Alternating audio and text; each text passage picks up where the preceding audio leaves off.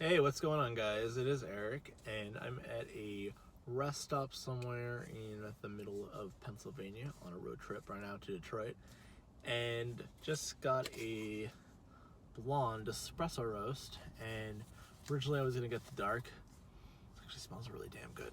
I was gonna get the dark, and she was saying, "Do you want the blonde or the regular?" And I said the regular.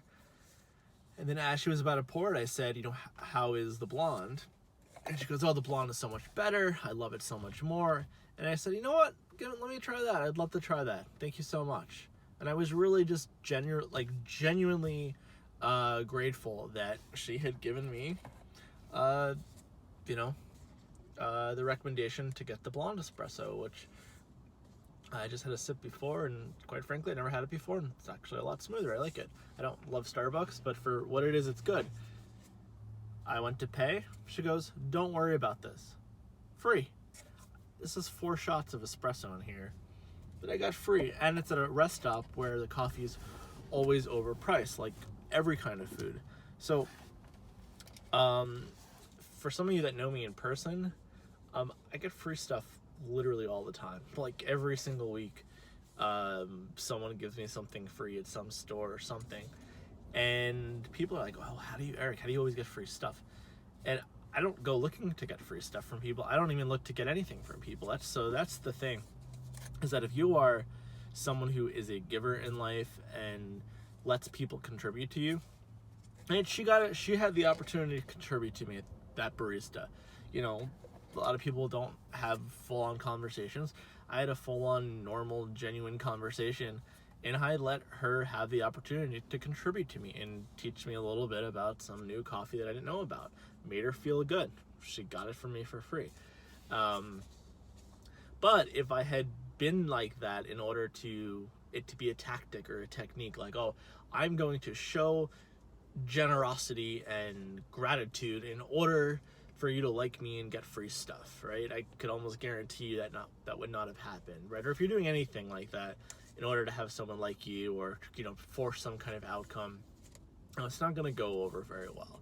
So, if you just give and look for opportunities to give, and sometimes that literally means you're giving the opportunity for someone to give to you, right? I mean, we all know the impact. If you can contribute and make a difference in someone's life, it makes you feel really damn good. And it also, if you feel you have a contribution to make and someone won't let you contribute fully, right? Maybe it's only like, "Oh, you can give me, I'll let this in, but not the rest, or I won't let any of you in."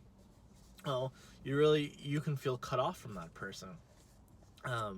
Like if you've been in relationships, right? They always talk about, one of the most damaging things to any kind of romantic or non-romantic relationship is when people are not allowed to contribute to each other, right? In friendships as well, it's the same kind of thing. It feels really good to make a difference and contribute to other people. So allowing other people the space to do that with you makes a difference for them. Makes a difference for you too, but it makes a difference for them. So, going back to free coffee, when you're just in a place where you're coming from that space of abundance, where you're being generous, where you're looking to see where you can make an impact on people, you get so much more in return. It's really true. They always say you give, you get way more than you give, right? And if you just keep giving, you get way more in return. That is beyond true. It doesn't always feel like that in the moment. And there's a few reasons for that too, right? So when you're a giver, Adam Grant in his book Give and Take, he talks a little bit about this, but when you're someone who's a giver in life, all the takers kind of like come at you as these like parasites almost. So, giving when it's sort of an energetic drain, when someone isn't really authentically interested in what you have to offer and is just going to take and manipulate, you're doing yourself a disservice by just offering stuff all the time. There's a lot of nuances to that because it's still important to be generous and grateful, but there's a time where you start bending over backwards for people. That's really what I mean by that. And you start kind of feeling a little crappy inside. Like it starts feeling like you're dishonoring yourself. And that's kind of the sign, "Oh, I'm giving to a taker here. They're really just, I'm going above and beyond, and now I'm maybe trying to force an outcome. Maybe now I'm trying to get them to hang out with me more. Maybe now I'm trying to get them to like me more. And the moment you go into that, well, you're being inauthentic, right? Because now you're being manipulative, trying to force an outcome. But it starts happening, can happen more unconsciously when you're with somebody that's just taking and taking and taking. Then there's giving to matchers, which are people that will just match your efforts, which is extremely important to your growth in life. And then there's giving to other givers. So when you find these kindred spirits who also get these mindsets and are authentically in this headspace. Right? There's a lot of people that do this stuff. Like I've seen a lot of people, and no offense to guys like Tony Robbins, but I've seen a lot of these Tony Robbins people where they're just all about gratitude and abundance, but they're not actually authentically in that headspace. It's more of a tactic for them.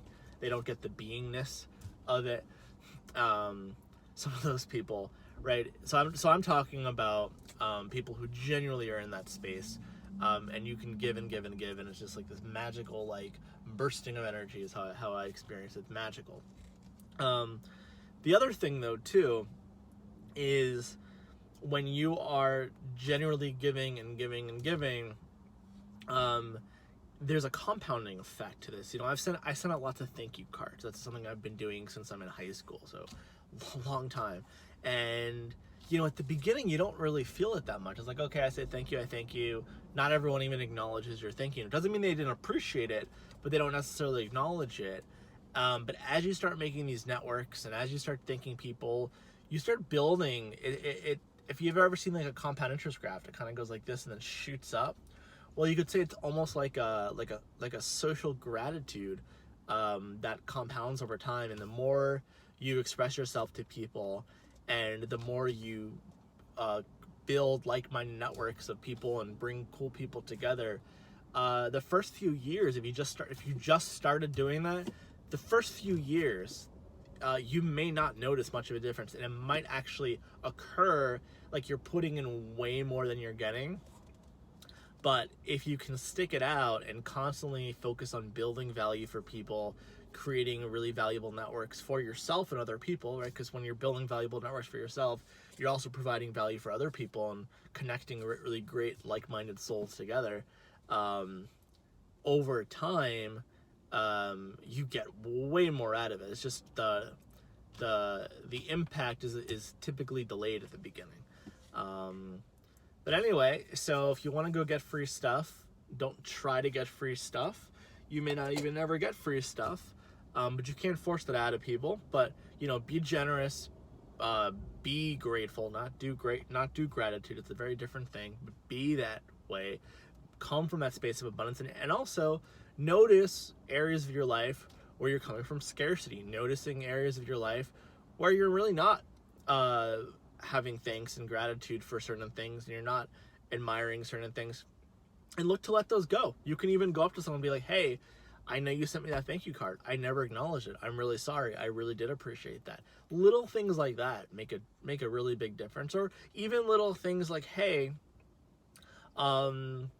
I was going out to meet this guy, and I know you were a big admirer of him, and you know what? You probably would have loved to be at that lunch. I didn't even invite you, and I just assumed you were busy, but I shouldn't be assuming, and I'm sorry I didn't invite you because I know you would have loved to be at that lunch. Little things like that make a big difference. And you know what? Half the time, it's not even a big deal to the other person, but going out of your way to acknowledging those things really provides something for people and yourself. You'll feel a lot more freed up. And whatever you get out of that, like whatever comes to you in that relationship comes to you out of those actions is what you get. But if you're going into it in order to get something, it'll reek of manipulation, and it'll actually impede on the very outcome you're committed to producing. Thanks, guys. Bye.